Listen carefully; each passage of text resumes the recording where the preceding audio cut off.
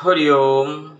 অখণ্ড সংহিতা বা শ্রী শ্রীমদ স্বামী স্বরূপানন্দ পরমহংসদেবের উপদেশ বাণী ষষ্ঠ খণ্ড হইতে পৃষ্ঠ 10। বিষয় হচ্ছে স্মৃতিকথা। তিনি পড়িয়া শুনাইতে লাগিলেন, প্রবাসে যখন আমি পড়িতে যাই, তখন জন্মভূমির ছাত্র সমাজের যে মূর্তিটা আমার দৃষ্টিগোচর হইয়াছিল, কিছুদিন পরে যখন পারিবারিক কারণে সব গ্রামে ফিরিয়া আসিলাম, তখন দেখিলাম উহা যেন সহসা পরিবর্তিত হইয়া গিয়াছে। দেখিলাম যাহারা নিজেদের অস্তিত্বে পর্যন্ত বিশ্বাস করিত না, এমন অনেক ছাত্রের মধ্যে একটা উচ্চ আকাঙ্ক্ষা এবং নতুন উৎসাহ যেন জাগিয়া উঠিয়াছে।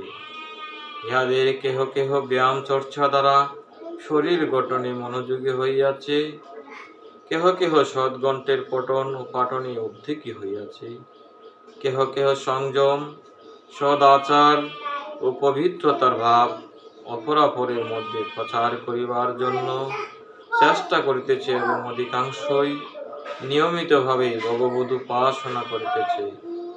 এবং অধিকাংশই আরো লক্ষ্য করিল যে অভিভাবক সমাজের ভ্রুকুটি সত্ত্বেও ছাত্র সমাজের উন্নতির স্পৃহা দমিত হইতেছে না। আমি বিস্মিত হইলাম। ব্যাপারটা আমার নিকট আশ্চর্যবোধ হইতে লাগিল।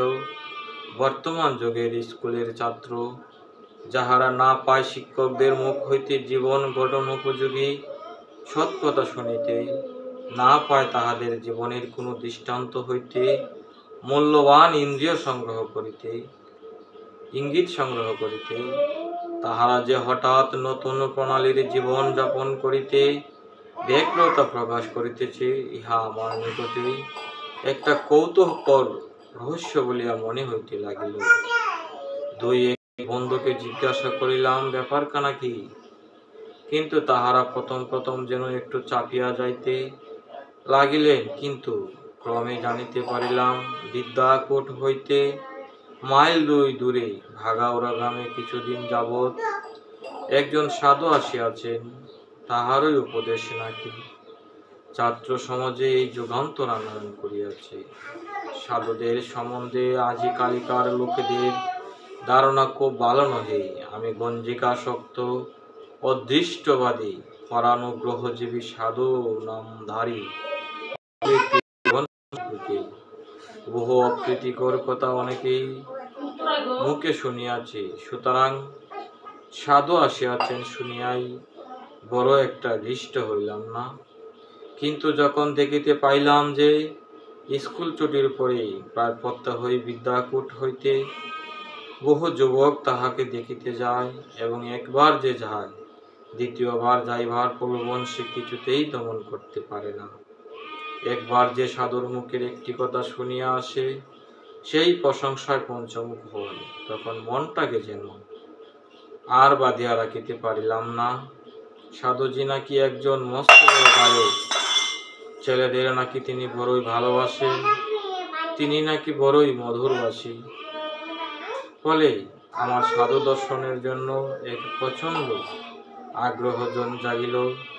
বলা বাহিল্য, এই আগ্রহ ধর্মলাভের জন্য নয়, কৌতূহলই ওই উৎসুকের একমাত্র উৎস।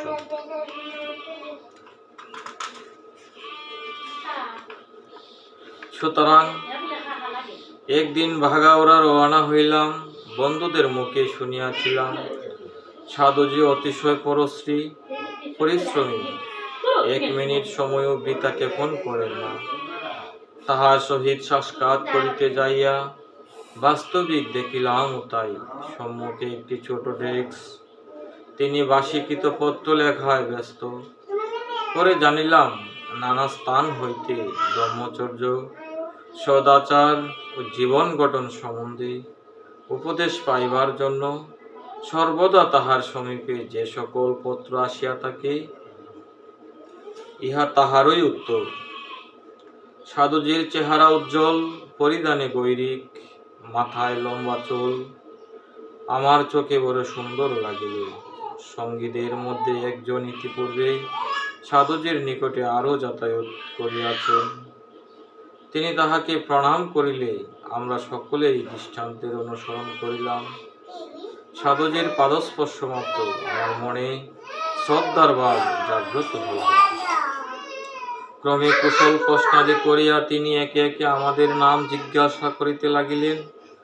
এক একজনের নাম জিজ্ঞাসা করেন, আর স্নিগ্ধ দৃষ্টিতে তার দিকে কিয়ৎকাল তাকাইয়া থাকেন। তার চক্ষু দিয়া সেই সময় যেন একটা জ্যোতির প্রবাহ ছুটিয়া আসিতে থাকে। কেহ কেহ যেন ওই দৃষ্টি মাত্রই কেমন একটা অনির্বচনীয় শক্তির স্পর্শ অনুভব করিতে থাকে।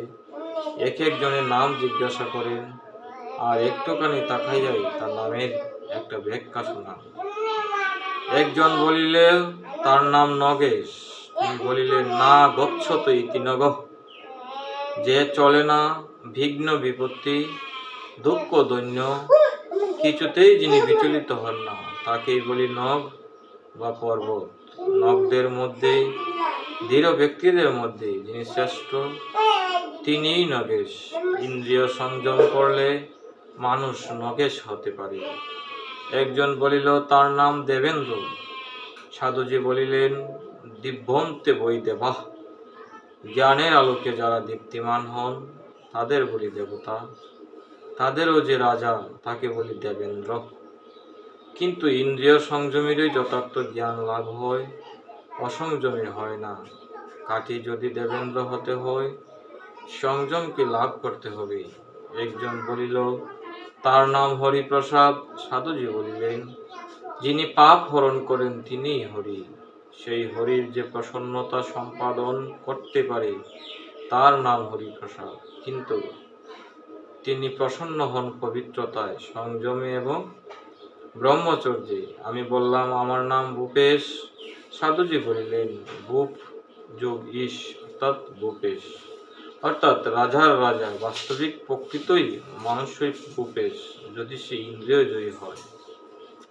তৎপরে তিনি আমাদের নিকট লোকনাথ ব্রহ্মচারী এবং বিজয় কৃষ্ণ গোস্বামীর জীবন কথা বলিতে লাগিলেন। তিনি শুনাইতে লাগিলেন, শুধু আশ্বাসের বাণী দুর্নীতির দুঃখময় পথে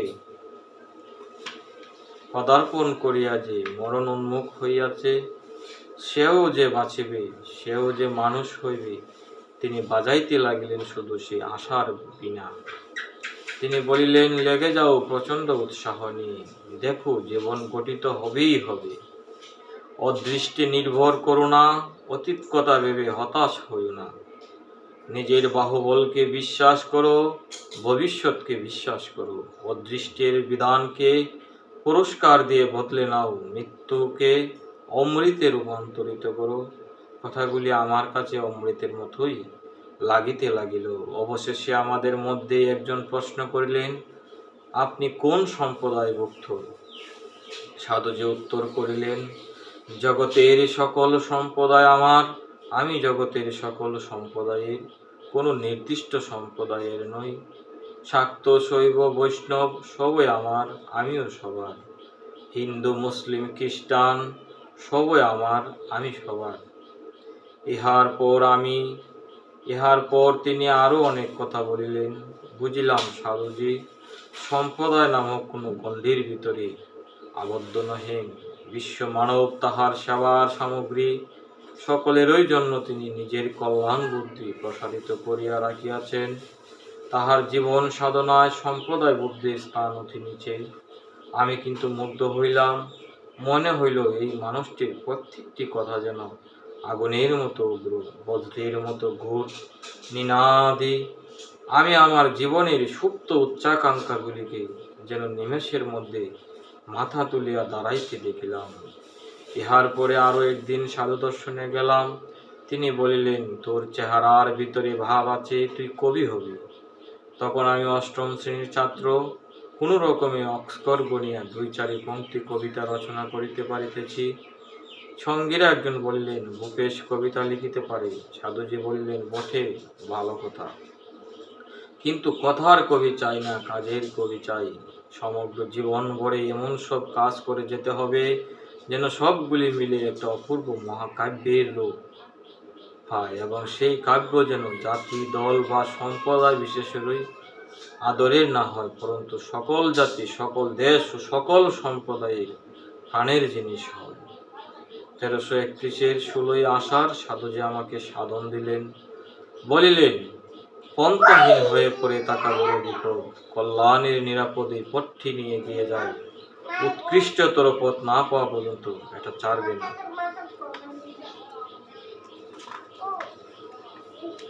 কি বলছেন? পন্থাহীন হয়ে পড়ে থাকা বড় বিপদ, কল্যাণের নিরাপদে পথটি যদি নিয়ে এগিয়ে যাও, উৎকৃষ্টতর পথ না পাওয়া পর্যন্ত এটা ছাড়বে না। সাধন সম্বন্ধে তিনি আরো বললেন, আমরা সুখেই থাকি আর দুঃখেই থাকি, ভগবান সবই দেখতে পান। তিনি আলোকে আধারে আমাদের সদা সতর্ক প্রহরী। তিনি যখন সকলেই দেখেন, সকলেই জানেন, তখন হে ঈশ্বর আমাকে ধন দাও, দৌলত দাও, এসব বলে প্রার্থনা করার কোনো প্রয়োজন নেই। যখন আমরা পাবার উপযুক্ত হব, তখন ভগবানের দান সহস্র দ্বারা আপনি নেমে আসবে।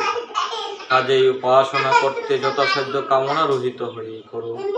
সাধনের বলি পরমেশ্বরে, ধনভাণ্ডার থেকে যথাভিরুচি সৌভাগ্য তুমি কেড়ে আনতে পারো, আর প্রেমের ঠাকুর তাতে নিষেধও করবেন না। বাহ, কি অপূর্ব প্রাণবন্ত বাণী। স্মৃতিকথা এই পর্যন্তই লেখা হয়েছিল। শ্রী শ্রী বাবামণি শুনিয়া বলিলেন, লিখেছ বেশ, কিন্তু আচ্ছা, কলমের জোর কামানের চাইতে বেশি। কামানের গুলি কে যে মরবে না, কলমের কোচায় তারও দফা ঠান্ডা হয়। অখণ্ড সংহিতা পাঠ আপাতত এখানেই বিশ্রাম। সকলে ভালো থাকবেন। ওম শান্তি, ওম শান্তি, ওম শান্তি।